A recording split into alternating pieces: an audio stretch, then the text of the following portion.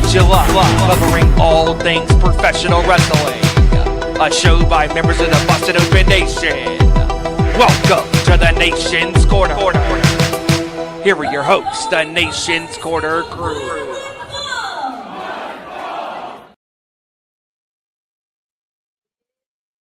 Saturday, you know what that means. Nation's Corner is live. Thank you for joining us. We are Nation's Corner, the Nation's Corner crew.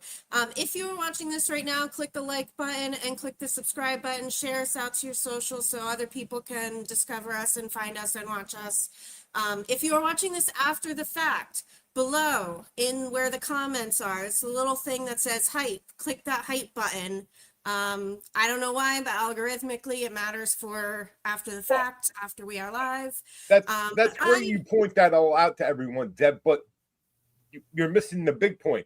As seen on AEW Dynamite this past Wednesday. I was getting there. Okay, then continue. Seen on AEW Dynamite this week, ringside, courtesy of Mike from Hoboken, Nation's Corner crew. That was a really cool surprise during Mox's entrance, especially. We saw it perfectly clear. Really cool surprise. So here we are. So I am the friendly neighborhood Debhausen, sometimes very nice, sometimes very evil. And with me, I have Tony Justice and John in South Jersey. How you doing? We are doing great, Deb.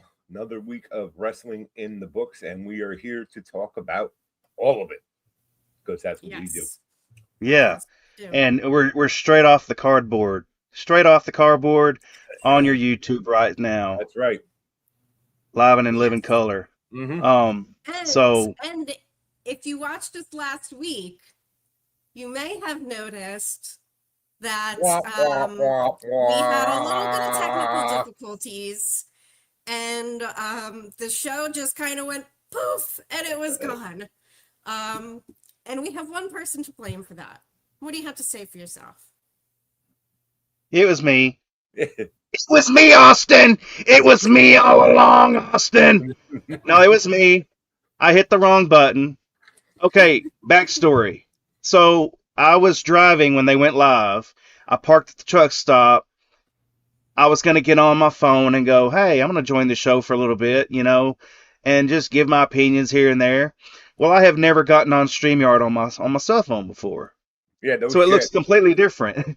And that red button that says end, whenever I got ready to go, because I was having some audio problems on the phone, when I got ready to go, I thought I was ending my box. Nope, I ended the entire show. And all I heard was Deb go, what the fuck? That's the last I heard before I just ended everything. My God. I apologize, everyone. I apologize. You ran and hid in shame. Shame on you. I blew it. Shame. I blew it. Shame. Shame. And we need the bell. We need the bell. Happened, we were just about to really get into our GCW homecoming discussion. GCW is happening last week. So unfortunately, we didn't get a chance to really go over GCW homecoming before it happened. But I know, John and I both watched it. So real quick, so I do want to recommend to anybody who is a GCW fan out there, the GCW World podcast. They do a great job every Tuesday evening. I was able to catch up on it this week after the fact, and they did a really, really good recap of pretty much every match from both nights. Yes. So go and check that out. But Saturday night one, ended with a title change, which was a little surprising to me. The way it ended, I was kind of like iffy on, to say the least. I didn't know what to think about it. John, what were your thoughts? Wait, which title change are we talking about? Atticus and Joseph Sawyer. I'm two ways on that. Yes, it was time. Atticus had pretty much have gone through everyone on the roster. as far as defending the Game Changer Wrestling Championship. I didn't. Yes, we will get to that, Billy. We'll get there. Okay. But using Joe Gacy, I mean Joe Sawyer, ain't a bad way to go.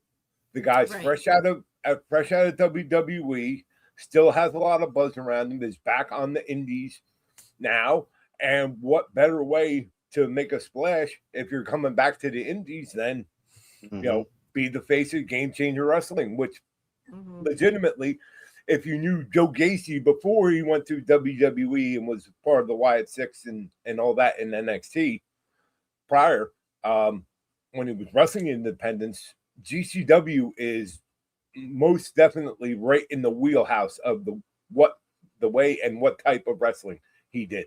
So this is a perfect fit, and I'm cautiously optimistic, and we'll see what happens. I think Atticus on the chase again is going to be fantastic because they're already kind of angling towards that because they posted on Monday. They have sort of a docudrama interview, long form interview with Atticus about being the GCW World Champion, his thoughts on it, which I'm very interested in seeing when it drops on Monday. Yeah.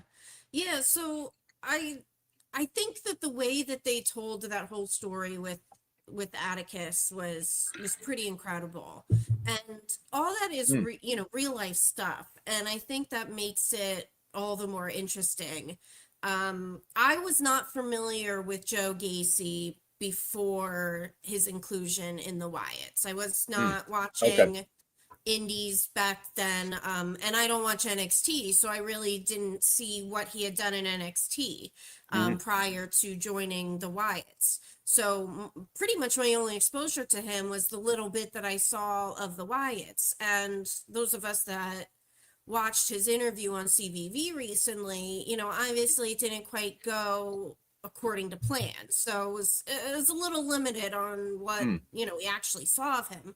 But this is very interesting to me, this story with Atticus. Atticus talking about being a Wyatt family fan since he was a young teenager and what it meant to him and what that fandom meant to him and the way his mind is and the creativity and how he kind of found a comfort in those characters and what they were talking about. So this is kind of like, it's like a perfect storm. It's like, it feels like fate in some way. And I don't even really believe in that type of thing, but it just feels like fate that these two come together in this type of story. It played out very well, and for a quote unquote and just an indie that doesn't do all that stuff, here was a long-term story told across several shows that they finally paid off. That sound familiar? It sounds like quote unquote big time wrestling. Well, it can be done. It can be done on the indies, and GCW absolutely did it partially because they had the right people involved in it, and they allowed it to happen. And that's that's one of the things that makes me enjoy GCW, because you can see things like that, even though it's not weekly television. Yeah, same. I completely agree. Like they don't have a fully weekly schedule. Like I know, they're kind of taking a couple weeks off right now, so it's not standard every week, but they do, they're almost on a weekly basis, especially when they do weekends like Homecoming. Right. So yeah, that's one thing that I like about GCW too, that I've really gotten into is the storytelling part of it, the characters that you learn and get invested in when you watch regularly. So anything else about GCW weekend that you wanted to mention? Just real quick, we unfortunately have new GCW tag team champions. Buster in the Brain, Alec Price, and Jordan Oliver lost. Yes. I'm not going to say controversial, but who they lost to. Unfortunately, your new GCW tag team champions are Sam Stackhouse and KJ or so are your new GCW Yeah. Tag Team Champions. Whatever they won, I'm not real excited about it. I hope, and we kind of know that Buster and the Brain are on the bigger and better things. They are AEW signed talent. They were just on Ring of Honor last night, and have been a staple there. So I guess it kind of saves the fact of if they're going to move on and not be available as much for GCW, that they aren't the champions. But man, anybody else, any other tag team, you could have gave me the Mulkey brothers, like now at 85 years old, and I would have been more excited for them to be tag team champions than fucking Stackhouse and KJ asshole. Yeah. But yeah. I guess that's what they want, and they got it, and we'll see what happens. We'll see what happens. We did get Jordan Oliver and Nick Wayne on Ring of Honor this week, which the backstory with them, that they are a former tag team. Nick Wayne got signed to AEW, so that's why we got Busted in the Brain.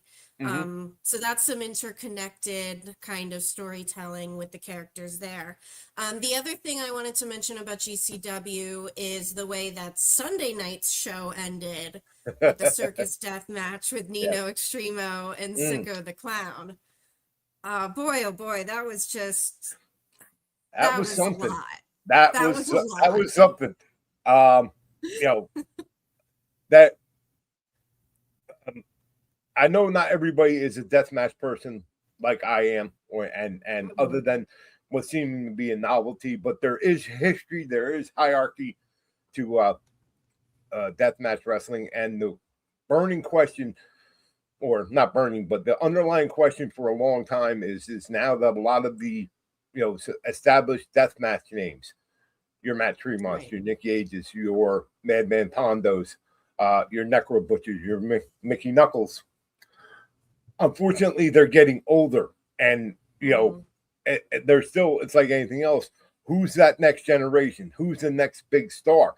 And absolutely, after Sunday night, and whatever is left that they can piece back together of their bodies at this point, but two really emerging stars in deathmatch wrestling are Sicko the Clown and Nino Extremo. These are both young men that have absolutely no fear and do not feel pain, and will do and watch the circus death match and see just how far these guys will go in the name of deathmatch wrestling.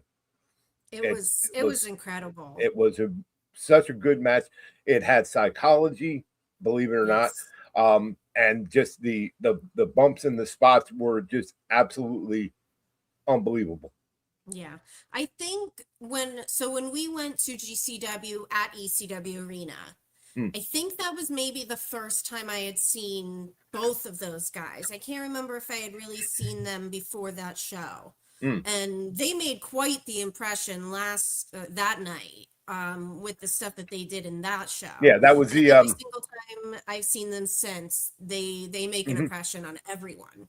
Yeah, they had the ladder match for the Ultraviolent Championship at the time. That was it. Still held by Matt Tremont. Yes. Yeah. So that since we didn't get to discuss GCW last week. Yeah. we'll catch it up now. Yes, they are on hiatus, and I believe they're back next weekend or the following weekend. They're going to be out west. I know they have a date coming up at their West Coast home, the Ukrainian Cultural Center. 6th is JCW at the Mecca, and then after that is the 11th in Denver. Yeah, and the 12th they have in LA. Yeah, I know they have, just because that's the next time the Ultraviolent Championship is going to be defended. Vipers, elbows up, baby. The Chola getting her shot at Otis Cougar for the Ultraviolent Championship after she absolutely defined dog walking Christian Napier in the Chola chain match from Homecoming on Saturday. this past Saturday. That was a crazy match too. It was. Yeah, Vipress has made quite the impression on a lot of people as well. And did it without breaking the nail. Yes. That's Yes. the most impressive, because she puts a lot of effort, time, and money in them nails. For real, those are pricey nails. If you see those pictures, But all right, so we did have Ring of Honor Death Before Dishonor last night. I know we wanted to mention a few things from that. I watched half of it last night and then the second half this afternoon. Hey, you caught up on it. That's all that matters. Yes, I caught up. I watched the rest. The match with Lio Rush and Action Andretti, I think, was probably my favorite for the whole show. Honestly, every match on the card was really killer. I don't think there was anything bad on the whole show. Mine came down to that match and the 4-way tag for the tag championships, where Sky Team retained. But those two were my favorites. So I wanted to shout out, in the Lio Rush and Action Andretti match, someone put together on Twitter a side-by-side, which was really cool because I didn't notice it right away. I don't know if, John, you had noticed it right away. The spot in that match, when the lights go out and Hook appears. I saw it in real time and I'm like, man, that looks, but in the moment I was like, wow, that looks like Taz and Sabu, but and I didn't give it a whole lot of thought, and then I saw the same post that you did, and I was like, oh shit, yes, they did that way, which was very cool. Like a shot for shot recreation, which is so cool. Like they had the timing down really well, and I agree with Matt in the chat here. Nick Wayne and Bandito and Athena and Hazuki were both incredible matches as well. At the end, the bow down that Athena and Hazuki, paid respects to each other, that was an incredible moment right there. That was very cool to see.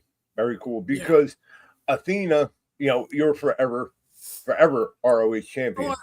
Forever. Yes. She and every once in a while, Athena Palmer, the person, breaks the character of Athena Palmer, the wrestler, and does something like that, because she has tremendous reverence and respect for pro wrestling, and especially people and places that do it very well. And it was kind of out of character for her, but not really, but still very cool to see. Of course, she retains because she is the forever Ring of Honor Women's Champion. And I popped when she said in the promo that she did, when she basically said, like, some of y'all aren't understanding the term forever. Forever. I have absolutely lost count of the days. I know she's the longest reigning champion, period, in Ring of Honor history. Yeah. I don't even know what the number's at now. I think it's 600 and something days, maybe even more. No, it's 1,300. She beat Roman's record. Okay. Yeah. So there you go. That was cool. Yes. Real quick. Yes, I did see the clip. Athena had an asthma attack in the middle of the match. I saw a fan clip where she had rolled out. I don't know what part in the match it was, but she had rolled out and was on the floor, and it looked like she was puffing her inhaler. And she did post on Twitter she had an asthma attack. So hopefully she's all good now. But yeah, that's scary. Back to the Lio Rush match, that spot, the only clip that I saw was that clip where Leo threw that chair. Or was that for last night, or was that some other night? No, it was last night. Yep. Yes. Okay. And the way the chair landed. Yes, and it stood, and it was like it was being held up by it wasn't being held up by the guy in the corner. It was held up by him, because he knows. Yeah, he knows. Yeah. And last night Sabu was him. Yeah. Because that was crazy, and I had to watch it again because Deb sent it to me, and I'm like, I watched it. And the only thing that I took from it was that whoever was doing commentary was all screaming and high pitched and all that stuff. And I'm like, who is that? Ian Riccaboni. Oh, is that Ian? Yes. But I watched it was- again and I was like, holy crap, that was cool. Yeah. During that spot, Ian was losing his normally cool, calm demeanor. No, Yes. my man lost his shit, and rightfully so. Yes. That was so cool. That It was crazy. Like, how does that happen? And Leo's reaction too. Yes. And, Yeah. and then the way he threw the other chair at it. Mhm. It was such a cool moment. Yeah. You can't plan. Yeah, I'm loving what you Leo can't Rush is doing choreograph. right now. Yeah. Yeah, I Yeah. was just about to say that as well. Leo Rush has really figured it out. And I said this on Zoom the other night, I think when we were watching Ring of Honor the other night, like as soon as Leo came out for his entrance, I literally was like, "Oh, Leo Rush." And I said, like, to me, that's how indicative is that of how over he is, that I went from, like, you know, Leo Rush was in matches, he was teaming with Right. Action Andretti. I was like, oh, Yeah. you know, he's on screen, like, oh, okay, he's just another character on the show. And now it's like every time he comes out, so many fans are just so excited to see him, and it's so interesting what he's doing. Yes. Yeah. It's something totally different from any other gimmick he's had previously. He's always been a very good wrestler. Now, don't get us wrong. This isn't like, some overnight thing. You know, he's been always been very good in the ring, but he's always had trouble no matter where he was, and he's been in a few places at this point. Mm-hmm. You know, he's always had that trouble just trying to find that connection or that character or gimmick that he can really work with. And this Blackheart thing now is absolutely a home run for him. To the point that he even has another Blackheart kind of out by his side in one Shotzi Blackheart. They have done several spots together on the indies that, you know, they know. He knows, and now she knows. And, you know, they both know about the rain. And nobody knows what the rain is. And Orange Cassidy tells us, don't move it, he won't see us. And, you know, it's all fantastic. It's so entertaining. It's great. And even now that he's not a champion, because we do have a new Ring of Honor television champion in Action Andretti in the aforementioned match.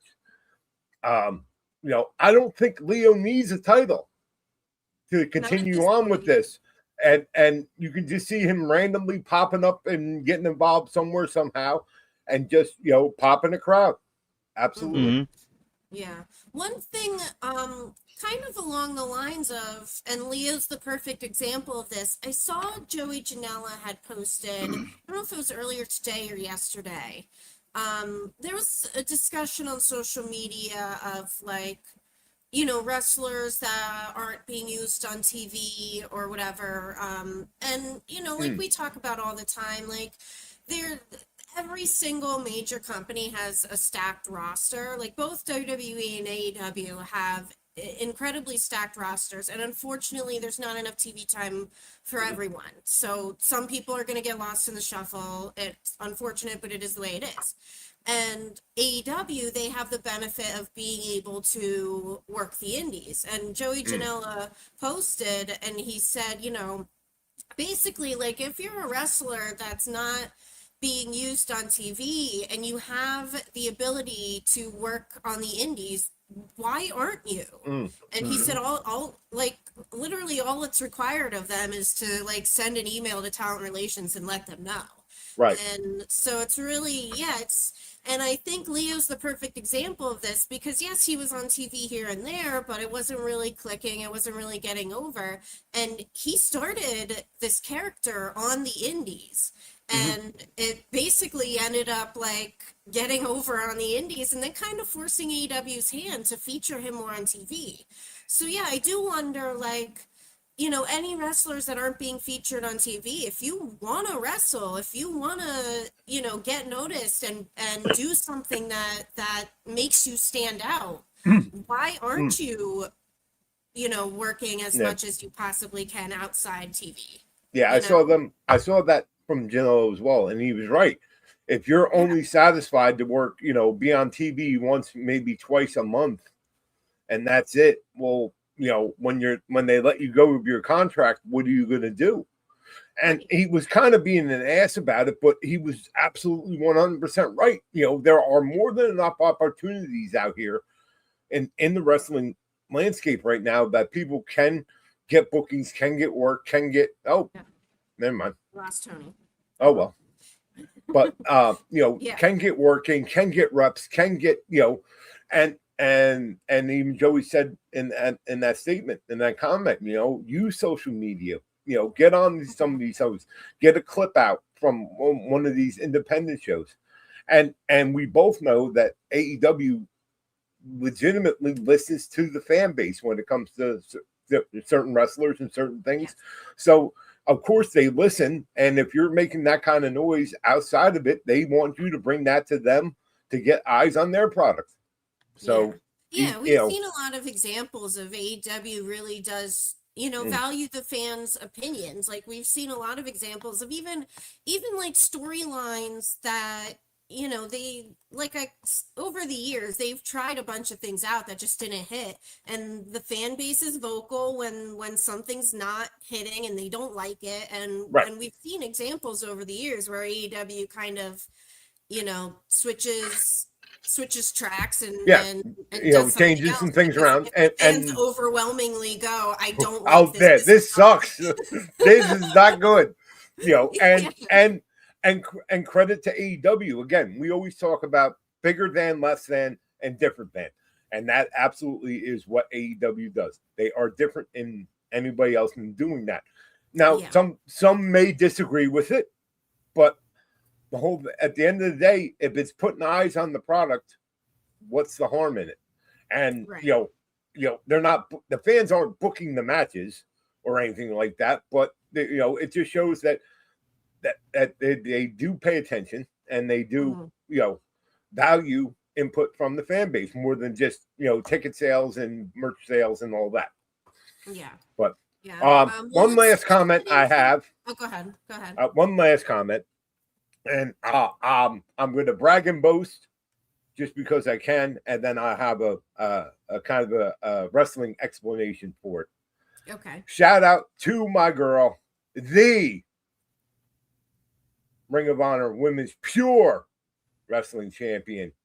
Yet again, another defense for my OG Jersey girl, the virtuoso Deonna Purrazzo, and still your Ring of Honor Women's Pure Champion, defeating a very game and a very good match. One SDL, Steph DeLander, who has been making all of her own noise since her departure from TNA.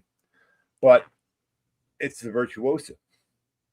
People, you're not going to realize this. Again, like Athena says, you're not getting forever. You're not getting, she's the virtuosa.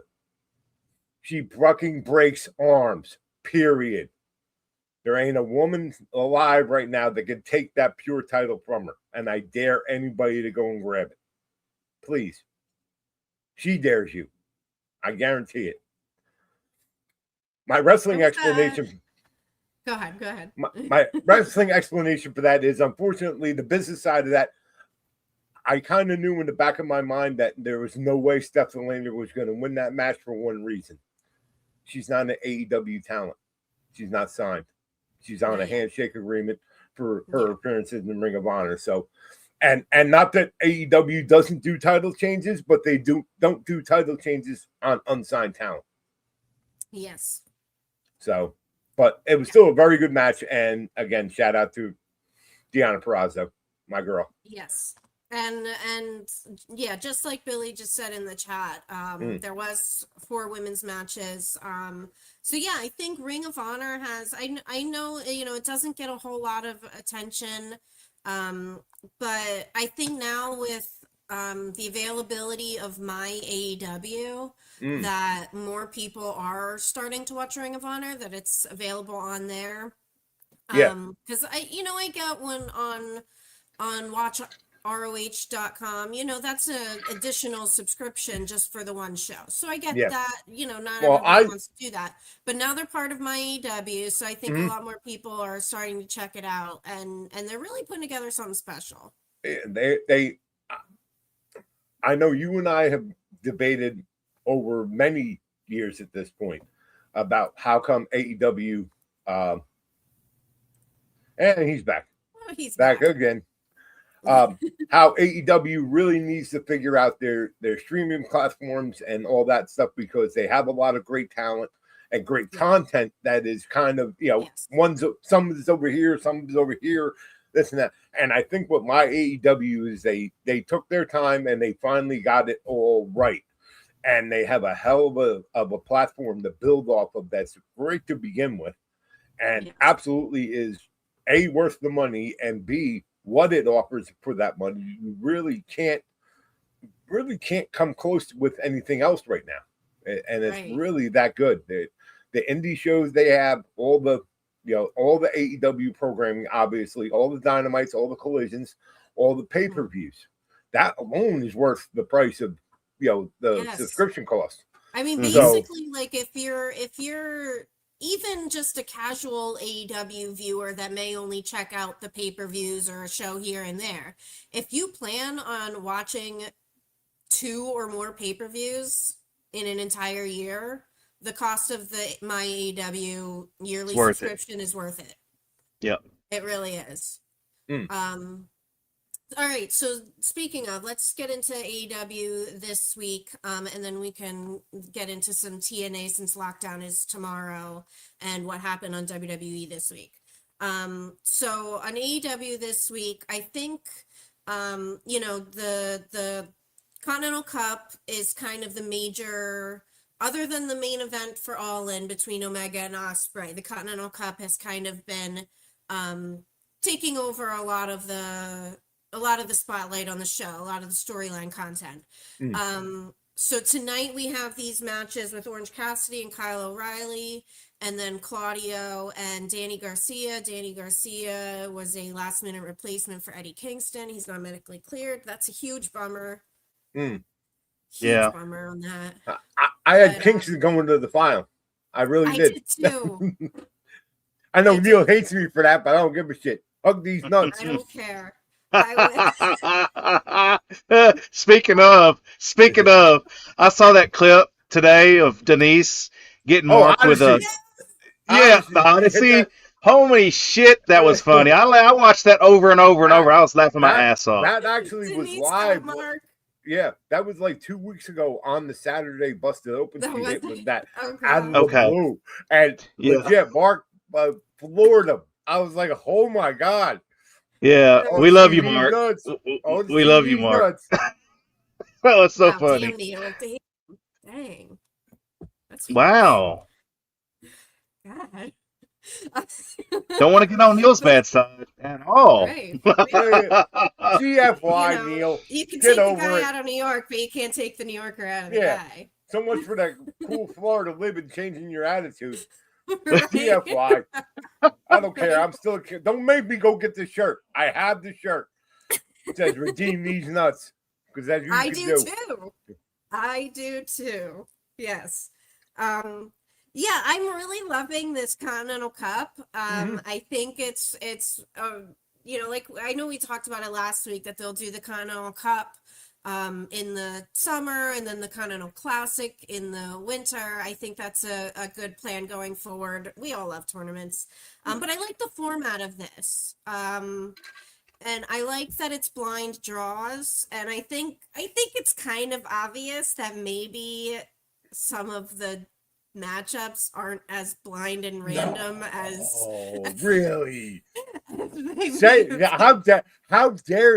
How dare you have those blasphemous thoughts? But nonetheless, what do you mean it's not predetermined? Nah, really. But yeah, I like how this has gone. I like everybody that has been involved. Tonight's matches should be really good, and I'll just be interested to see what they do in the finals, because I think most people are kind of ready for Mox to not have this title. So I think for me, that's the most compelling part is Mox actually going to lose it, and how is it going to happen? Well, doesn't It's he going to be have Claudio? Well, he still has a quarterfinal match or semifinal match? Quarterfinal. So basically, match. so he still has 2 matches, meaning if he wins Wednesday and then wins again, he's in the final. They could have him lose one of them and not even have him figure into the final. And I think that quarterfinal match will happen on Dynamite this week in Glasgow. Okay. I believe so. I mean, if it was me, if I was Tony Khan, I'm having Moxley lose in the quarter or semifinal. So he doesn't even figure into the final. That way it doesn't, you're really going with a fresh start and a fresh winner on this, cup going forward. Because and we can say this now because the old man ain't here to rant and rave on us, but Moxley doesn't need a belt at this point. He has no doesn't need one to legitimize himself, doesn't need to as the leader of the Death Riders, he doesn't need it. He just doesn't need it. So not having the belt on him is not, it's not a loss for anybody. They can still continue however they want to go and not lose any steam with Mox. Yeah. Not champion. Or not a champion. Yeah. Tony, do you have any thoughts regarding the Continental Cup and how it's going? Well, I haven't been seeing much of it. As you all know, I've took a little break from wrestling for a couple of weeks, dealing with some personal issues, but I've missed a lot of it actually. So, but I do agree with what y'all are talking about. And I did see a clip last night of a promo that Daniel Garcia was cutting with Marina Shafir and Mox in the background. That was on Ring of Honor last night. That was great. Yeah. So, my only thoughts about Mox, I mean, he's a tweener in my opinion. Some days he's a face, some days he's a heel. But all I know is his entrance is what's got us on national TV. So I'm forever grateful to Mox and forever grateful to Mike from Hoboken. So those are my thoughts on Mox. But yeah, I agree with what y'all are talking about. Okay, so one other thing, a couple more things that I wanted to mention from Dynamite this week, heading towards All In. This Mercedes and Willow storyline is really heating up. I really like the promos that they've been doing. The language from that young lady. I know. Oof, potty mouth. Yeah. You can't say that on television. Going is just like I think it's definitely getting a lot of people increasingly more interested and into it.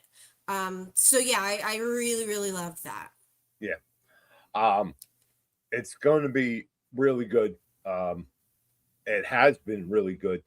You have 2 very, very popular, for different reasons, very popular female wrestlers in AEW right now, in Willow and in Mercedes. And like I said, man, they are not holding back much of anything. There were F-bombs, there were, short of racial slurs. They were absolutely, a lot of jaw-jacking. And yes. But that's what builds.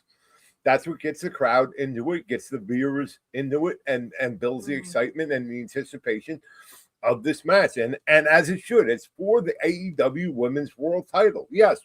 Put a little noise and hype around it. It's a big deal. Right. And it should be treated as such. And absolutely, these 2 are, seemingly so far in the build-up, treating it like it is a big deal. So, continue on, ladies. Well done. And I just want to point out that, especially you, John, said here on this show, going back, God, how long now? Last year? When was that?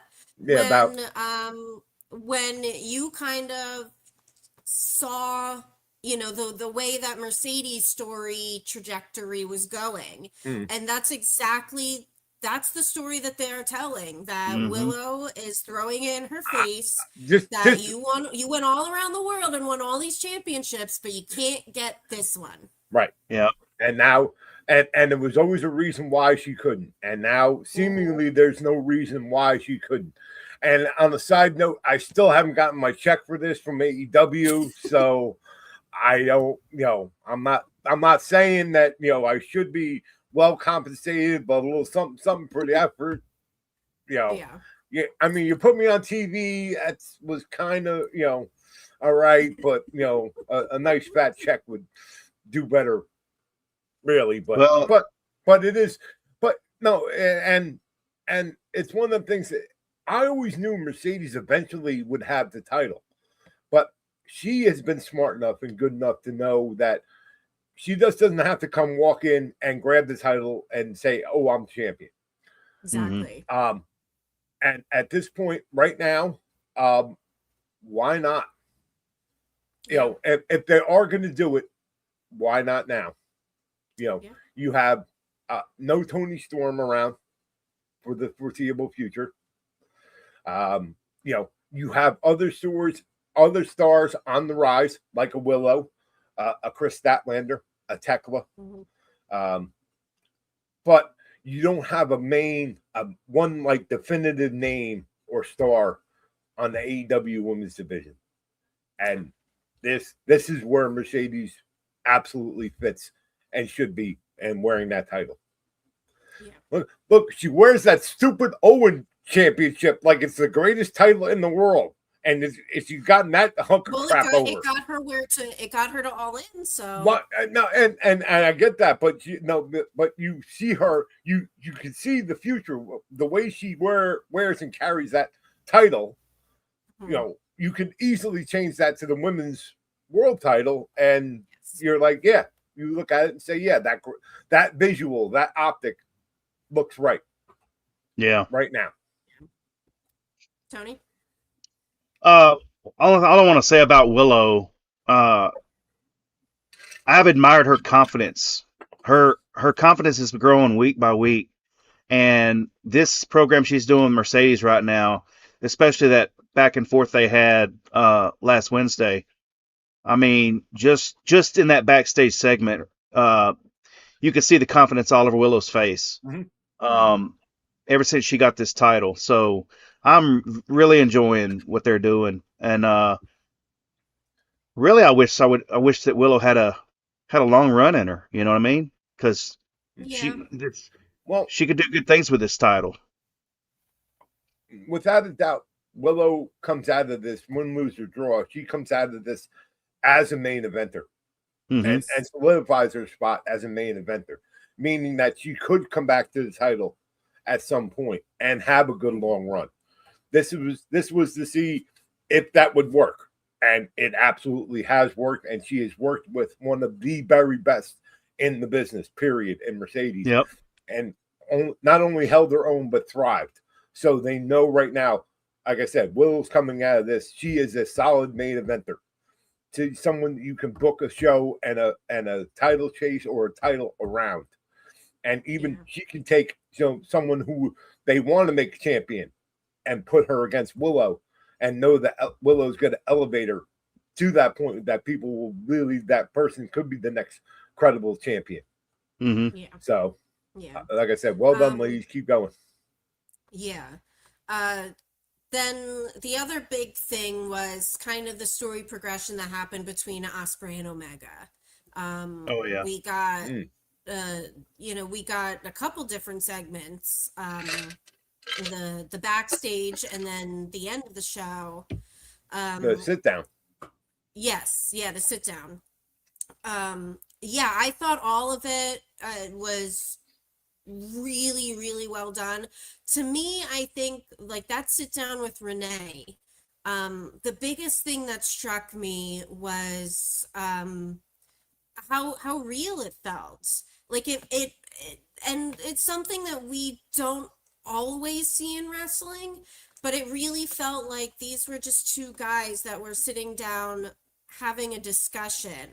And when Omega kind of went there with the personal jabs and the way Ospreay reacted, that's how someone probably would react if someone is saying that to you.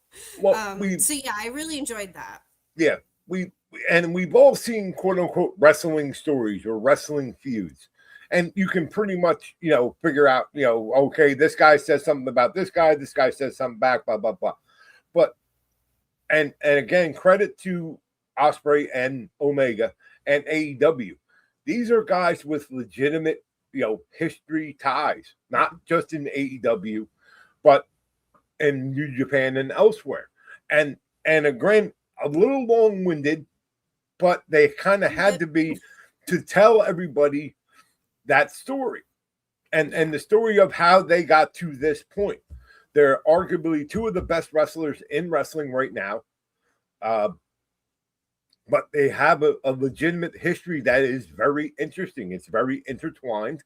It's very, and they definitely cross paths on more than one occasion at different times of their careers. Yeah. The other thing I came away with, and not that it really matters to AEW fans, but absolutely, Will Ospreay is the good guy in this, and Kenny Omega is the bad guy. Yes.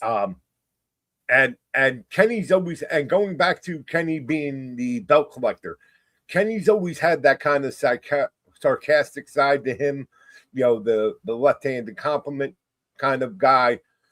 And they're bringing that out just because. Oh, we lost Tony again. He dips in, he dips out. Dip. Yep.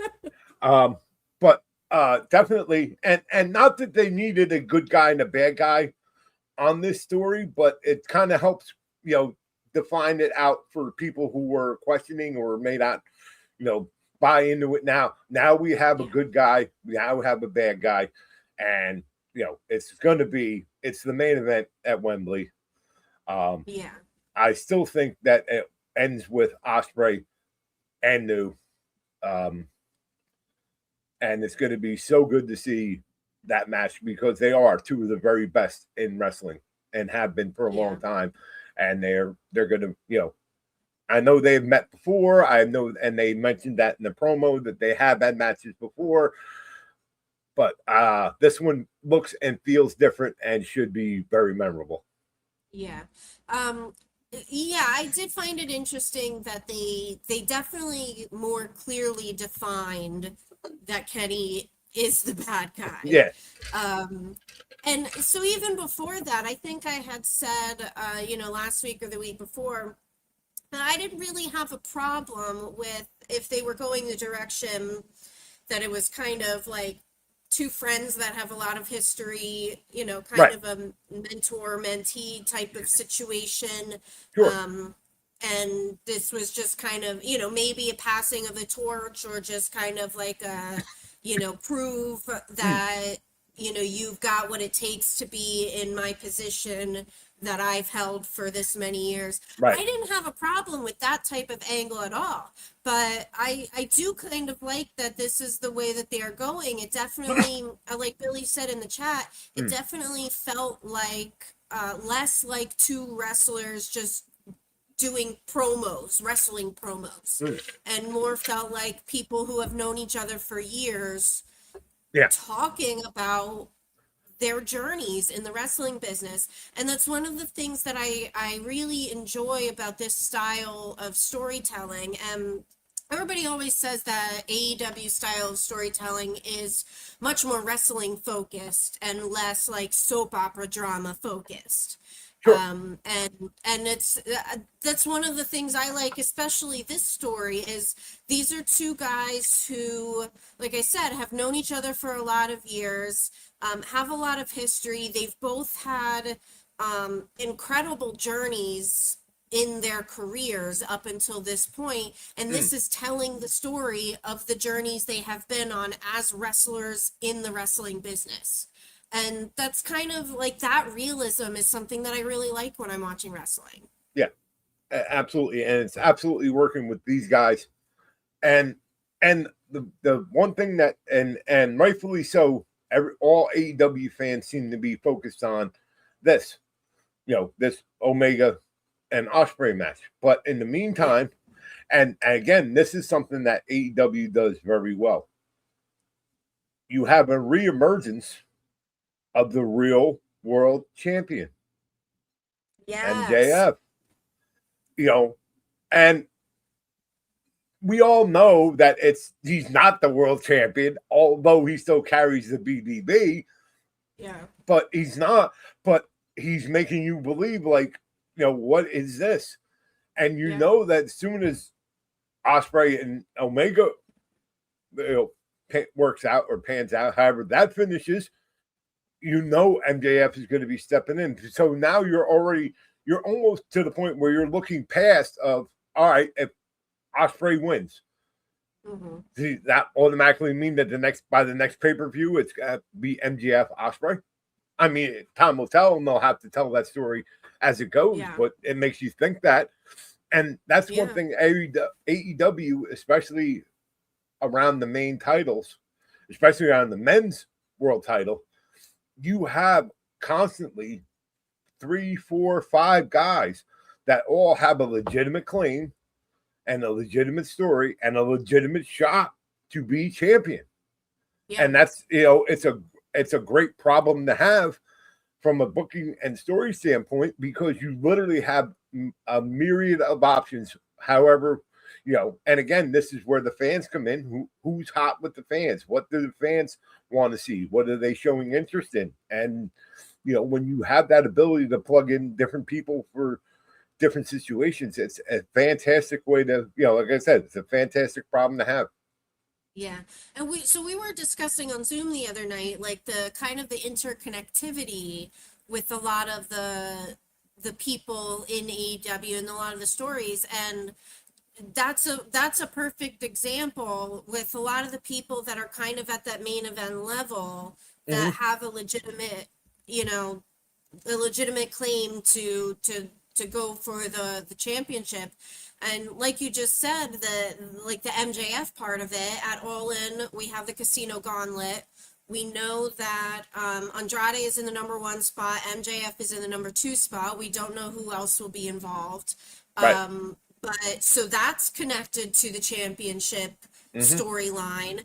And then we also have Kevin Knight and Darby Allin. Even though this is for the TNT championship, the history between them is about, Kevin Knight attacking Darby after, he lost. So even that, even though it's for the other title, that's still interconnected with the main men's championship. And it's like, it's all connected. It's not completely separate from each other.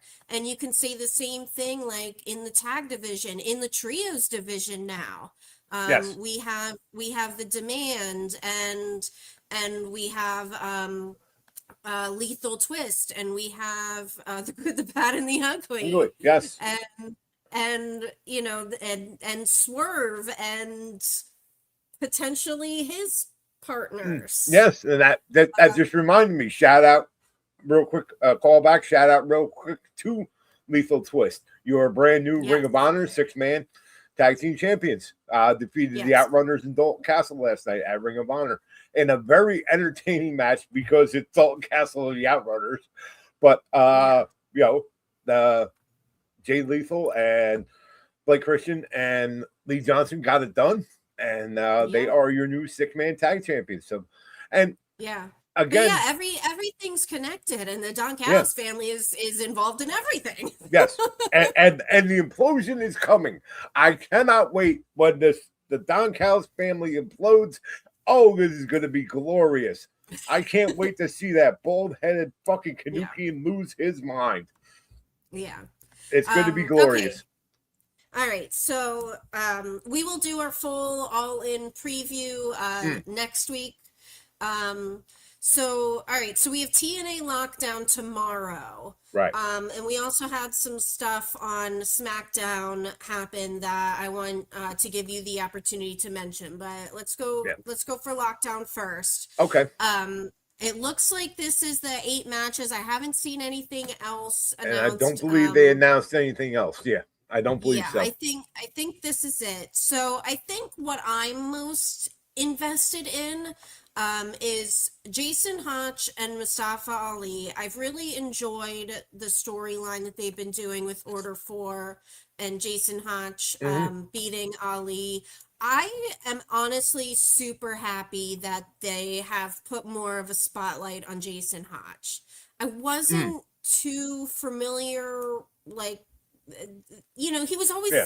he's been there for a while, but I didn't really know anything Well, about him. him and Skylar, both of them have been, kind of lackeys. They're sidekicks Yeah. to Mustafa, Yeah. Mustafa in Order 4. And, Yeah. And it happened. It always seemed to happen with any faction at any point. Somebody breaks away, and at this point, I think it was time for this to happen. And good for Jason Hotch. Yes, he's getting a bigger platform, and rightfully so. He's been a good wrestler, and and TNA has been doing a lot of, for various reasons, have been doing a lot of mixing and matching and shaking things up and changing things and trying to see in this new era of their, especially AMC TV, what's working, what's not working. So why not give the guy a shot? And that's exactly what they seems like they're doing. And so far it's working out very well. Yeah, I agree. And also on this card, where'd it go? Sorry. So the Hardys and Nemeths, they've been kind of on this trajectory with each other for a while. That's going to be awesome. And then Elijah and AJ Francis is the other thing I'm looking out for. I know that a lot of people don't like AJ Francis, and okay. All right. So on the one hand, AJ Francis is really, really, really, really freaking good at getting under people's skin. Yes. He really, really is. Always has been. On the other hand, I don't get why fans continue to just shit on him for one silly thing that happened years ago. Because that's all they have. That is all they have. Is one, and I hate the term. I'm just going to say one botched move that anybody who says that, that's a botch, do it. Exactly. Get your ass to 300 plus pounds, get in the ring and do a dive perfectly through the ropes every time. You couldn't even do it once, and you're going to basically torment a guy for it. Go fuck yourself. Exactly. AJ Francis is very good. He's very good at what he does. Will you ever see a baby face run for AJ Francis? No. And you never should. You absolutely never should. That man is a heel through and through, and he will make your baby face, whoever you are, whoever you're working with, much better for it. The guy is that good. And I agree. He can get under your skin and get, but that's his job. And he's very good. I do want to point out, Neil says, I did see this, surely before we went live here, they announced that Avery Styles will be at Lockdown. So we'll see what kind of role he has. Well, let's see if someone bitches about him for not setting up the chairs in the ring. Fucking dope. And so Leon Slater and Cedric Alexander, that it's going to be an amazing match. Honestly, this stipulation, I don't like the stipulation. And you and I agree on this. I get that they're trying to create investment in fans. They're trying to do something that, stipulation on the match that gets fans into it. Sure. This isn't it. This is it. To me, it's too over the top. It's like, okay, if Leo wins, then the stipulation is just kind of like too over the top and overdone. If Leon loses, then it's just like it's kind of really shitty. It is, and I agree, and I agree with all of it. There's no upside for Leon winning. Yeah, nothing tangible. I mean, his record. All right, if he loses, his record is expunged. It never existed. So, meaning he was never, quote unquote, X Division champion. But you can't rewrite history. You can not recognize it all you want, but you can't rewrite it. Leon Slater was 1 day away from being the longest reigning X Division champion. So that's undeniable. That's in history. So it's one of the things like, okay, well, great. You didn't become the longest reigning champion. So why do you want to keep that history anyway? Right. It's a very weird stipulation, and I'm sorry. An X Division title match kind of stands on its own. You know that's going to be a holy shit match, start to finish. And that I don't get it. But yeah, I absolutely agree. It's going to be a fantastic match, no matter the outcome, because both, just amazing X Division high flyers, and they're going to be jumping all over the place, and you're plenty of holy shit moments. The match I am most interested in, and for various reasons, but the main reason, just because I absolutely adore them, for your TNA Knockout Women's Tag Team Champions, Demon Bunny, Allie and Rosemary versus the Elegance brand in their contracted rematch. Yes. I think this could be the end of the Elegance brand at the outcome of this match. I think that there is some shenanigans, maybe a misplaced punch or something, and we have a meltdown and explosion of the Elegance brand post-match, even though Bunny and Rosemary retain. But the story coming out of it will be the meltdown and implosion and of the Elegance brand, and hopefully both the personal concierge and Miss Elegance get carried out in trash cans. I gotta be honest, I'm not into the Elegance brand thing. I don't disparage wrestlers, and I have nothing against these two ladies at all. It's a bad gimmick now. It's a bad gimmick. The other night when we were sitting there watching TNA, it was like not even. We were maybe an hour and 15 minutes into the 2-hour show. And I said, holy crap, this is the third segment that the Elegance brand has been on. It's just, it's not. It's not. We don't see Ash anymore for whatever reason. We are not seeing Ash, which was kind of the main reason behind the Elegance brand. It was originally her gimmick. So when you take the main piece of it out, and again, nothing against Heather Reckless and Maggie Lee. They're both excellent. They're an excellent tag team. If they had any other gimmick, I would be like, absolutely put the belts on them, give them a more entire run. Even in singles, which I think is what they're going for. But this is just a bad gimmick that really just kind of has to not go away, just die. Just absolutely die and sweep it away and bag up and throw it in the trash. Done. Done. Agreed. So before we get out of here, I wanted to give you the opportunity to catch us up on what happened on SmackDown last night. Okay. Between Punk and Kevin Owens and Sami Zayn. I saw a lot about it. I heard them talking about it on Busted Open this morning. Go ahead. Yeah. I mean, everybody knows the main event of the show last night was the undisputed world title match between CM Punk champion and challenger Kevin Owens. They were in Toronto, Canada, so definitely a hometown crowd for, not quite, but home country crowd for Kevin Owens. But started out as a very good match between the two of them until we have some ref bumps. The ref goes down, one covers, person. Get the ref up. Few shenanigans. Here comes Sami Zayn. Sami Zayn, folks, with the ultimate heel turn last night, winds up not only smacking CM Punk with the belt, but also his best friend, Kevin Owens. So leaves them both laying. We have a non-finish, and Sami reasserting himself front and center into the Undisputed World title picture.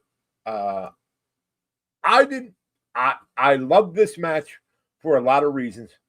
There is a lot, as we saw in the build up to it. There's a lot of history between these guys from a different organization at a different time. We're going back, 20 odd years at this point to original Ring of Honor when a young Kevin Steen, who was still on the indies, and an established CM Punk, who was then Ring of Honor champion, cross paths on several occasions in locker rooms and stuff. So that part of it is absolutely real when they talk about that. You also have two very polarizing figures in WWE right now. People get, either hate or love CM Punk, and they hate and love Kevin Owens. And the fact that they were leading into the history, you saw a graphic during the promo. One of the graphics they had was CM Punk standing with the Ring of Honor World Championship on his shoulder. You don't see that, and not WWE, but they are absolutely leaned into the history. And the beauty of it is this, like, we were on Zoom last night watching it in front row, say, like, my God, here is in a WWE television main event. Here are 3 Ring of Honor guys, original Ring of Honor guys. And that's and Sami is the perfect piece of this puzzle because he has that similar history with both Punk and Kevin Owens. Different paths, obviously, but similar history. Sami and Kevin were in Ring of Honor together. We are all, all of us old school fans are praying and dying for the return of the Red Mask. Viva El Generico. And if you haven't seen any of the matches between one young Kevin Steen, aka Kevin Owens, and El Generico, aka Sami Zayn, in Ring of Honor, please get on YouTube, get on Watch ROH, and watch some of these matches because they're absolute bangers. The stuff that these guys did to each other in the ring, in Ring of Honor, it makes it that much more, and it makes you invest in that much more if you know that history. But even if you don't, even if you're still new to WWE or newer, the way they're telling this story absolutely is going to draw you in because you could get the sense of the history. This isn't something manufactured just for wrestling. This is, something that's been around for a long time and simmering and brewing for a long time. And it's, like I said, I was much more interested in this than I even am in the do-over that is Cody and Randy coming up at some point. I saw a lot on social media about that. So I wanted to give you the opportunity to mention what's going on there. I do agree that it seems like this has the most fan interest out of everything that's happening on WWE. Without a doubt. All right, shall we bring it home? Why not? All right. So you can, before we go, you can find us here every Saturday at 7 p.m. Follow all of our socials. Mainly Twitter and Instagram is what we use, but we also have a Blue Sky and that's where the hippies are. TikTok and Facebook. So wherever you are, follow us there. So subscribe to our YouTube here. And you did a interview with Lady Frost that debuted last night, so check that out on our YouTube. And we will have more indie interviews coming soon. So John, where can people find you? I am, as it says at the bottom there, at John South Jersey on the Twitter machine and the Instagram. And while you're perusing Instagram, you can keep up with the exploits of the most dangerous weapon in all of professional wrestling. Of course, I am talking about the AK9K, the HiJacker 9000, who is on a bit of on a vacation right now. Unfortunately, he gets to reside right here for right now. Unfortunately, his number one biggest fan on Miss American Kaiju, Lindsay Snow, is going to be on the shelf for a while. She's getting knee surgery at the end of the month. We wish her all the best and a speedy recovery. we know we're thinking of you, Kaiju, and good healing vibes sent to you. So, but you can keep up with all of his exploits in the meantime at AssKicker9K on the Instagram. And as Dave so eloquently said, hashtag Nation's Corner on location is where you can see my latest interview with MLW Wrestling's latest star, one ice cold killer, Lady Frost. She sat down and for me for about 45 minutes, and she is a good friend of ours and a good friend of the show. It was great to catch up. It's been quite a while since we had an interviewer and saw her, and it's a good time. So please, if you're on our channel, check it out and give it a like. We do have more in the pipeline, a few more that I can't quite announce yet, but we are working on a few that will hopefully be forthcoming. All right, and you can find me at That's So Debonair on all of my socials, Twitter and Instagram mainly, and Blue Sky. I'll be there. I post different things on different platforms, so follow me everywhere. You can see different stuff that I post. And follow us all on Nation's Corner on all of our socials again. And click the link. Have a good night. And click the link. You know. Have a good night. Happy Later. wrestling.